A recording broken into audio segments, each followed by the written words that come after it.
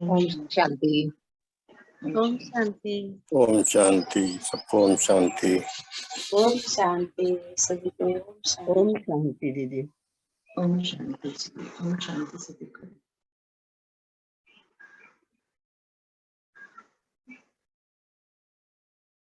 बहुत सुंदर बाबा ने आज हमें चेकिंग बताई है, क्या करना है हमें सारा दिन, एक एक पल को कैसे हमें यूज करना है अपने आप के परिवर्तन को संपूर्ण करने के लिए। अब देखते हैं बाबा का ये मैसेज हमारे लिए क्या कह रहा है। आज बाबा ने कहा, पढ़ते हैं हम। बाबा कह रहे हैं, बच्चे आप यात्रा पर हो और आपको यह ज्ञान है कि रास्ते में तरह तरह के सीन, ऊंचे नीचे मार्ग आदि कई रुकावटें आपकी यात्रा में बाधा डालती हैं। बाबा याद दिला रहे हैं कि बच्चे आप सभी यात्रा पर हो। हम लोगों की यात्रा चल रही है ना, स्व परिवर्तन, नया जन्म हमारा है ना। तो बाबा वो ही बता रहे हैं कि आप सबको ज्ञान है कि आपके रास्ते में तरह तरह की सीन्स आएंगे, कई तरह की रुकावटें आएंगी, इस बाधा डालेंगी, है ना। पर साथ ही आपको यह भी ज्ञान है कि हमने अपनी मंजिल पर पहुंचने का समय निश्चित किया हुआ है, जो कि लिमिटेड सा है। बाबा कह रहे हैं, आप बच्चों ने जहां अपना मार्ग चुना है वहीं पर आप लोगों को ये भी ज्ञान है कि आपने अपना समय भी डिसाइड करा है कि मुझे कितने टाइम में ये सब कंप्लीट कर लेना है। तो और ये भी पता है कि टाइम लिमिटेड है, अब तो थोड़े से भी थोड़ा बच्चा है। तो इसीलिए आप बच्चों को इस समय सर्वशक्तिवान पिता को साथ रख अपने सारे बोझ पिता पर समर्पण कर अपनी मंजिल पर पहुंचना है। बाबा बार बार हम बच्चों को बोलते हैं, बाबा देखते हैं कि बाबा को नहीं सौंपते हैं, खुद मूंझते रहते हैं। तो बाबा कहते हैं, आप बच्चों को एक कार्य जरूर करना है कि अपने सारे बोझ, सारे परेशानियां, सारी दिक्कतें बाबा को सौंप दें, खुद हल्के हो जाएं। और ये याद रखें कि जो हमारे पिता हैं वो कौन है, सर्वशक्तिवान है।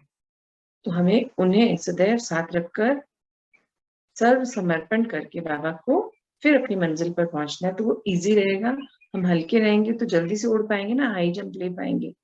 आगे बाबा कहते हैं, अलर्ट रहे, अपनी मन बुद्धि की चेकिंग करनी है।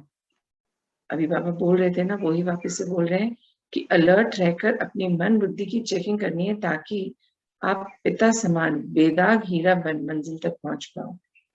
बाबा कह रहे हैं, अपनी चेकिंग कर, बेदाग हीरा बनना है, पिता समान बनना है, तब अपनी मंजिल तक पहुंचे। तो ये हमें ध्यान रखना है कि हम कैसे करेंगे, कैसे करेंगे। अलर्ट रहेंगे, अटेंशन में रहेंगे। कोई भी परेशानी, कोई भी दिक्कत परिस्थिति के रूप में, साइड सीन के रूप में हमारे सामने बाधा बन के आती है, तो हमें क्या करना है, हमें उसे पिता को सौंप देना है, हल्के हो जाना है, हाई जंप लेके उड़ जाना है, आगे बढ़ना है, रुकना नहीं है।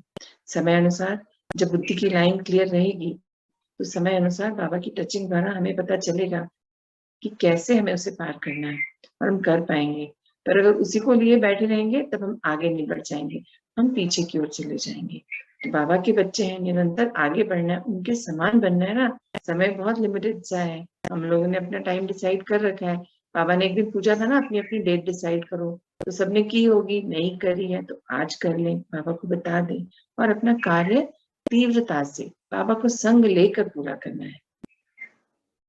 बाबा बोल रहे हैं, बाबा देखते हैं कि जब कोई बड़ा हिसाब किताब आ जाता है तो बच्चे मूंझ जाते हैं।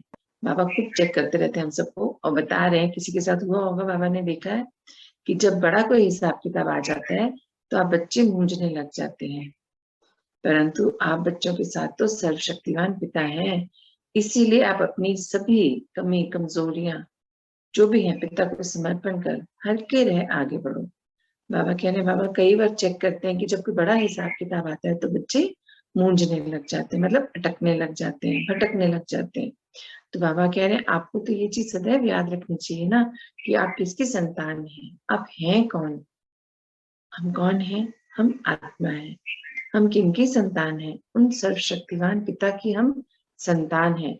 तो हम उन्हीं के जैसे सर्वशक्तिवान हैं, क्योंकि हमें उनसे सर्व प्राप्तियां हो गई हैं। हमें उनको यूज करना है डे टू डे लाइफ में। अभी भी बाबा ने बोला ना, सारे ज्ञान गुणों के, शक्तियों के, वरदानों के खजाने हमें यूज करने हैं।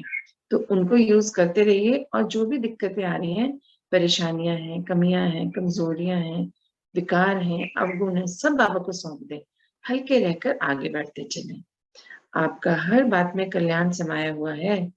बाबा कह रहे हैं आप लोगों को पता है ना, इस समय कल्याणकारी है, आपकी हर बात में कल्याण समाया हुआ है। इसीलिए बार बार अपने उच्च स्वमान में स्थित होते जाओ और हर रुकावट पर बिंदु लगाकर आगे बढ़ते जाओ। बाबा क्या बता रहे हैं, बाबा ने हमें बहुत सारे वरदान दिए हैं, तो बाबा कह रहे हैं आपको क्या करना है, अपने आप को उच्च स्वमान में स्थित रखना है, और जो भी बीती सामने आए उस पर बिंदु लगाकर बाबा को शक्तियों को यूज कर आगे बढ़ते जाना है। फिर बाबा ने बहुत सुंदर अंडरलाइन करके बात बोली है, जब आप अलर्ट रहे, अपने सारे हिसाब किताब पिता को बार बार समर्पण करने का पुरुषार्थ करते हो, तो पिता आपसे भी ज्यादा अच्छी तरह आपके हिसाब किताब चुकतो करवाता है। बाबा कह रहे हैं जब आप अलर्ट रहकर अपने सारे हिसाब किताब पिता को बार बार समर्पण करने का पुरुषार्थ करते हो, बाबा को सौंपते हैं ना, जब भी कुछ प्रॉब्लम आती है बाबा को सौंप देते हैं, हिसाब किताब चुकतू करने हैं तो सब बाबा के संग करते हैं। तो बाबा कह रहे हैं जब आप अलर्ट होकर ऐसा हिसाब किताब चुकतू करने का पुरुषार्थ करते हो, तो पिता आपसे भी ज्यादा अच्छी तरह आपके हिसाब किताब चुकतू करवाते हैं, और आपको इतना ऊंचा बना देते हैं कि आपके मार्ग में रुकावट डालने वाले भी आपसे प्राप्ति की आशा रखेंगे। बाबा कह रहे हैं जब आप ऐसे करेंगे कि बाबा को सौंपते चले जाएंगे, बाबा को संग रख कर पुरुषार्थ करेंगे, तो बाबा हमसे भी ज्यादा अच्छी तरह हमारी प्रॉब्लम को सॉल्व करवाएंगे। तो हम सभी जानते हैं ना कि बाबा अगर करवाते हैं तो वो कार्य तो सबसे बेस्ट होता है ना। बाबा कह रहे हैं फिर उस वजह से आपको परमात्मा इतना ऊंचा बना देते हैं कि मार्ग में रुकावट डालने वाले जो आपकी मार्ग में बाधा बन के आ रहे हैं, वो लोग भी फिर आपसे प्राप्ति की आशा रखेंगे। इसीलिए इस समय आपको हर आत्मा के प्रति शुभ भावना शुभकामना रखनी है। बाबा कह रहे हैं इस टाइम पे हमें हर एक आत्मा के प्रति शुभ भावना शुभकामना रखना है।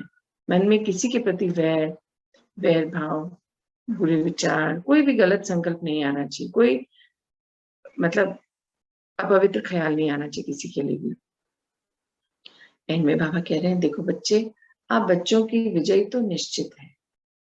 बाबा ये बार बार कहते हैं कि जो बाबा के बच्चे हैं उनकी विजय तो निश्चित है। जो समर्पित बच्चे हैं, जो बाबा की श्रीमत पर चलते हैं, जो मनमत और परमत का अंतर समझते हैं कि बाबा की श्रीमत क्या है, मनमत और परमत क्या है, जो इस डिफरेंस को समझकर बाबा की श्रीमत को 100% फॉलो करते हैं। ये नहीं आज नहीं कल देखी जाएगी, बाकी लोग तो अभी कर भी नहीं रहे हैं, मैंने तो इतना कर लिया। नहीं, मैं आत्मा, ये मेरी यात्रा है। हर आत्मा की अपनी यात्रा है, अपने अपने साइड सीन्स हैं, अपनी अपनी रुकावटें हैं, अपनी अपनी दिक्कतें हैं। तो मुझे क्या करना है, अपनी व्याधि, अपनी दिक्कतें, अपने अवगुण, सब चीज बाबा को सौंप देनी है। और बाबा कह रहे हैं आप बच्चों की तो विजय निश्चित है, इसलिए इस निश्चय और नशे में रहो कि मैं कौन हूँ और मेरे साथ कौन है। बाबा कह रहे हैं आप बच्चों की तो विजय निश्चित है, क्योंकि जो बच्चे सिर्फ और सिर्फ बाबा की श्रीमत को 100% फॉलो करते हैं, उन बच्चों की तो विजय निश्चित है।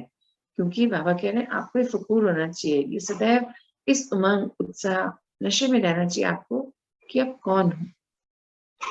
हम लोगों को अभी तो अपना इंट्रोडक्शन पता चला है, अभी तक तुम अपने शरीर के इंट्रोडक्शन के हिसाब से बहुत उसमें जी रहे थे, मैं ये हूँ, मैं फलाने की बेटी हूँ, फलाने की पत्नी हूँ, फलाने की माँ हूँ, जो भी हम उस घमंड में चल रहे थे। फिर बाबा ने कहा आपको क्या करना चाहिए, आपको फखूर होना चाहिए इस चीज का कि मैं स्वयं कौन हूँ और मेरे साथ कौन है। क्योंकि अपना इंट्रोडक्शन तो अभी पता चला ना कि हम कौन है, हम किसकी संतान हैं और हमारे साथ कौन है हर पल, किससे हमारे सर्व संबंध है। अगर ये हमें याद रहेगा तो हम कितने निश्चिंत हो जाएंगे। जब निश्चिंत होंगे तो निश्चय हमारी विजय होनी ही है। आगे बाबा कहते हैं इसी जन्म में आपकी सर्व इच्छाएं सर्व शक्तिवान पिता पूरी करेंगे। बाबा कह रहे हैं इसी जन्म में आपकी सर्व इच्छाएं सर्व शक्तिवान पिता पूरी करेंगे। क्योंकि ये जो संगम युग बहुत छोटा सा पीरियड है, अभी हमने जैसे देखा ना, हम तो अब आके बाबा से मिले हैं, और ये 100 साल का संगम युग है जो 1936 में शुरू हो गया था। तो अब कितना टाइम बचा है, हम सबको पता है 2036 तो अब आया। तो बाबा कह रहे हैं इतना कम टाइम है, पिता आपके संग हैं, तो आपको तो ये नशा रहना चाहिए कि मैं किसके संग हूँ, कौन मेरे पिता है, मैं कौन हूँ। और जब उनकी हम संतान हैं, उन्होंने हमारा जिम्मेवारी ले ली है, जिन बच्चों ने अपना समर्पण बाबा को किया, बाबा कहते हैं ना मैं जिम्मेवार हूँ, तुम्हारी हर चीज का मैं ख्याल रखूंगा। तो बाबा कह रहे उन बच्चों की इसी जन्म में सर्व इच्छाएं मतलब सर्व इच्छाएं स्वयं शक्तिवान जो पिता है हमारे वो पूरी करेंगे। तो हमें और क्या चाहिए, हमें क्या चाहिए, स्वराज्य अधिकारी बनना है तो हम विश्व राज्य अधिकारी बन पाए और सत्युग में आकर राजा रानी बन अपने जीवन को आने वाले पूरे कल्प के 21 जन्मों की राजाई हमें बाबा से लेनी है। हमारा यही तो पुरुषार्थ है कि हमें उनके समान बनना है। तो जब बाबा संग है, उनकी गाइडेंस संग है, तो फिर क्या करना है, करना तो हमें है ना, करना तो हमें पड़ेगा।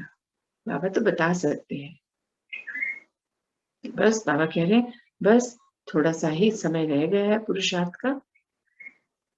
बाबा रोज याद दिलाते हैं कि पुरुषार्थ तीव्र कीजिए, बहुत थोड़ा टाइम बचा है। ये आप अलर्ट रहे, अटेंशन देकर करते रहो। अटेंशन पर, अलर्ट रहने पर भी बहुत फोकस है बाबा का। बाबा कहते हैं अलर्ट रहकर अटेंशन देकर करते रहो, क्योंकि विजय मेरे आज्ञाकारी बच्चों की ही है।